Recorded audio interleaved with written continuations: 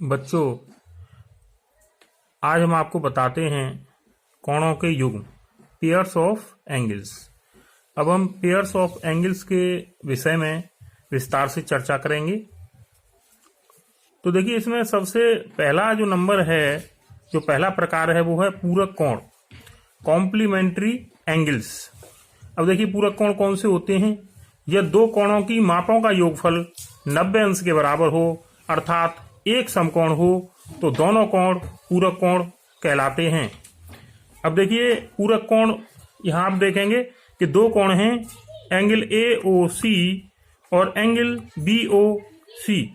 AOC मान लीजिए 50 अंश का है और BOC 40 अंश का है, तो ये दोनों कोण पूरक कोण कहलाएंगे। आप चित्र में देखिए कि एंगल AOC तथा एंगल BOC पूरक कोण हैं और दोनों AOC प्लस BOC बराबर 90 अंश अर्थात एक समकोण, दोनों का योगफल 90 अंश है। अब इस तरह से जो पूरक कोण हैं उनके भिन्न भिन्न प्रकार के युग्म हो सकते हैं, जैसे 40 और 50, 30 और 60, 20 और 70।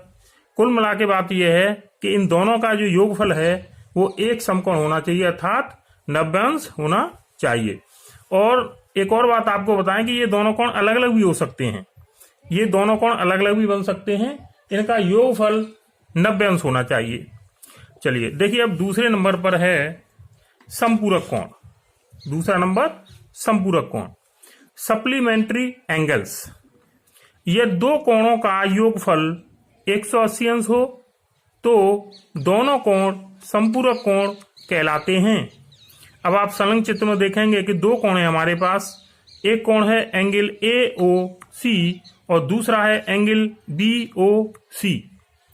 और जैसा कि मैंने आपको पहले बताया, ये दोनों कोण समपूरक कोण में अलग अलग भी हो सकते हैं, जैसे एक 60 अंश का अलग से हो सकता है, उसकी बगल में एक दूसरा कोण जो है सेपरेट हो सकता है 120 अंश का।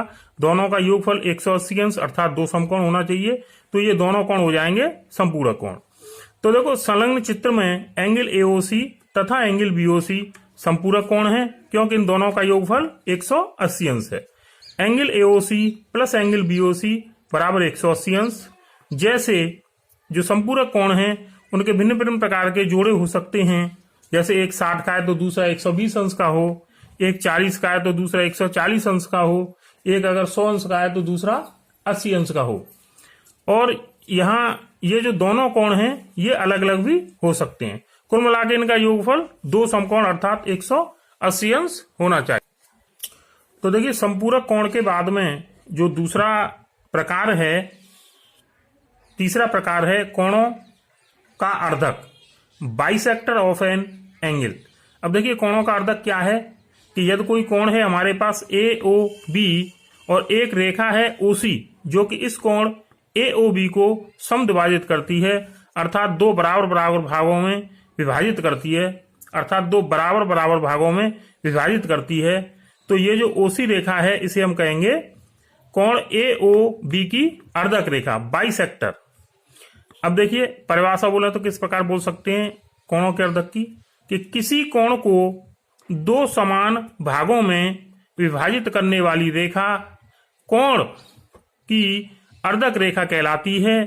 रेखा OC जो कि आपको चित्र में दिखाई दे रही है, रेखा OC कोण AOB, जो कोण AOB है की अर्धक है।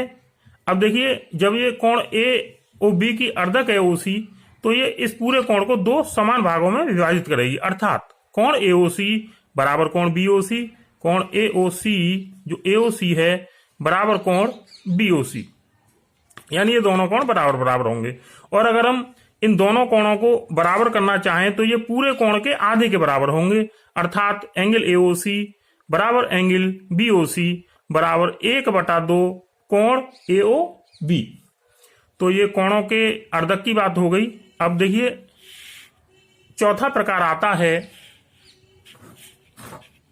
शीर्षाभिमुख कोण। ये बहुत महत्वपूर्ण कोण है, शीर्षाभिमुख कोण। भिन्न भिन्न प्रकार की प्रमेयों को सिद्ध करने में इनका बड़ा महत्वपूर्ण योगदान होता है। तो शीर्षाभिमुख कोण, वर्टिकली अपोजिट एंगल्स। अब देखिए, शीर्षाभिमुख कोण क्या है? यदि दो सरलरेखाएं एक दूसरे को एक बिंदु पर प्रतिच्छेद करें अर्थात काटें एक दूसरे को, तो इस प्रकार आमने सामने बनने वाले कोण शीर्षाभिमुख कोण कहलाते हैं। अब देखिए अगले पेज पर चलते हैं। अब यहां दो सरल रेखाएं हैं हमारे पास, एक रेखा AB है और दूसरी, अब यहां दो सरल रेखाएं हैं हमारे पास, एक रेखा AB है और दूसरी CD। ये दोनों बिंदुओं पर प्रतिच्छेद करती हैं। तो अब देखिए जब ये दोनों प्रतिच्छेद करेंगी तो आमने सामने के जो कोण हैं वो शीर्षाभिमुख कोण कहलाएंगे और ये आपस में समान भी होंगे। तो शीर्षाभिमुख कोण कौन कौन से बनेंगे? एक है एंगल AOC, एंगल AOC, और AOC का जो सामने का कोण है वो है एंगल BOD, एंगल BOD। और इसी प्रकार एंगल AOD, जो एंगल AOD है वो बराबर होगा एंगल COB के या BOC के, और ये दोनों ही शीर्षाभिमुख होंगे। तो इस प्रकार हम कह सकते हैं, अगर इसे हम एंगल 1 माने और इसको माने एंगल 2, तो 1 और 2 शीर्षाभिमुख होंगे और ये आपस में समान भी होंगे। इसे हम माने एंगल 3 और इसको माने एंगल 4, तो एंगल 3 और 4 जो कोण हैं ये शीर्षाभिमुख कोण होंगे और आपस में समान भी होंगे। चलिए तो देखिए, यह दो सरल रेखाएं AB तथा CD बिंदुओं पर परस्पर प्रतिच्छेद करती हैं, अर्थात AB और जो CD हैं ये दोनों बिंदुओं पर काटती हैं, प्रतिच्छेद करती हैं अर्थात काटती हैं। तो एंगल AOC व एंगल BOD, एंगल AOC व एंगल BOD यानी 1 और 2 शीर्षाभिमुख कोण होंगे और आपस में समान भी होंगे। अर्थात फिर पुनः आपको बता रहे हैं कि एंगल AOC बराबर होगा एंगल BOD के, एंगल AOC बराबर होगा एंगल BOD के 1 बराबर 2, और एंगल BOC बराबर होगा एंगल AOD के, BOC बराबर होगा एंगल AOD के, अर्थात 3 बराबर 4। चलिए तो ये हमने आपको पूरी तरह से बता दिया शीर्षाभिमुख कोणों के संबंध में। अब अगला प्रकार आता है बच्चों, पांचवा जो प्रकार है आसन्न कोण। ये बहुत महत्वपूर्ण है, आसन्न कोण, एडजेसेंट एंगल्स। अब देखिए आसन्न कोण कौन से होते हैं, जैसा कि आपको चित्र में दिखाई दे रहा है कि हमारे पास दो कोण हैं, एक है कोण एक है कोण AOB और दूसरा है कोण COB। इन दोनों कोणों में OB जो भुजा है वो उभयनिष्ठ है और शीर्ष OB उभयनिष्ठ है, और जो उभयनिष्ठ भुजा AB है, जो अन्य दोनों भुजाएं हैं दोनों कोणों की, वो इस OB के विपरीत ओर हैं। एक OB के इधर की साइड में है OA और एक OB के दूसरी ओर है OC। अब देखो इसे किस प्रकार बोलेंगे, दो कोण आसन्न कोण कहलाते हैं यदि उनमें एक उभयनिष्ठ शीर्ष हो, जैसे कि शीर्ष उभयनिष्ठ आपको दिखाई दे रहा है, O उभयनिष्ठ शीर्ष है, एक उभयनिष्ठ भुजा हो, उभयनिष्ठ भुजा आपको दिखाई दे रही है चित्र में, OB उभयनिष्ठ भुजा है, तथा उनकी वे भुजाएं जो उभयनिष्ठ नहीं है। उभयनिष्ठ कौन सी नहीं है? एक OA नहीं है और एक OC नहीं है। अब क्या होगा कि उभयनिष्ठ भुजा के विपरीत ओर स्थित हों, यानी जो उभयनिष्ठ नहीं है OA और OC, वो उभयनिष्ठ भुजा OB के विपरीत ओर स्थित हों। अब चित्र में एंगल AOB तथा एंगल COB आसन्न कोण हैं। जो एंगल AOB और COB आसन्न कोण हैं, जैसा कि मैंने आपको पहले बता दिया। पुनः इसको जो है रिपीट करता हूं मैं।